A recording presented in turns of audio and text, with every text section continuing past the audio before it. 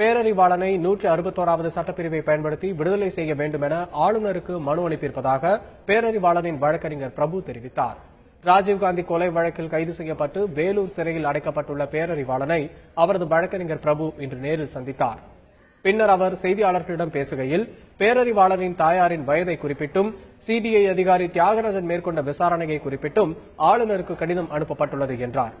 மேலும் 161வது சட்டப்பிரிவை பயன்படுத்தி பேரறிவாளனை விடுதலை செய்ய உரிய நடவடிக்கை எடுக்க வேண்டும் என்றும் அவர் தெரிவித்தார். தமிழக முதலமைச்சர் இதுல ஒரு ஸ்ட்ராங்கான ஒரு டிசிஷன் எடுக்கணும். ஆர்டிகல் 161ல கொடுக்கப்பட்ட பவரை அவங்க முழுசா பயன்படுத்தி, ஏன்னா அவங்க ஒரு மக்களால் தேர்ந்தெடுக்கப்பட்ட ஒரு முதலமைச்சர். இந்த மக்கள் சட்டமன்றத்தில் மக்கள் மன்றத்தில் அவங்க ஒரு ரெசல்யூஷன் பாஸ் பண்ணாங்க அவங்களோட விடுதலைக்காக. அதெல்லாம் பேஸ் பண்ணி 161ல அவங்க இந்த இதுல ஒரு ஸ்ட்ராங் டிசிஷன் எடுக்கணும்னு ஒரு அப்ளிகேஷன் கொடுத்துருக்காங்க. அது சூப்பரண்டன்ட் மூலியமா ஃபார்வர்ட் ஆகும். சூப்பரண்டன்ட் அங்கிருந்து கவர்னருக்கு அனுப்புவார். கவர்னர் கேபினட் டிசிஷனுக்காக சிஎம் சீஃப் மினிஸ்டருக்கு அனுப்புவாங்க.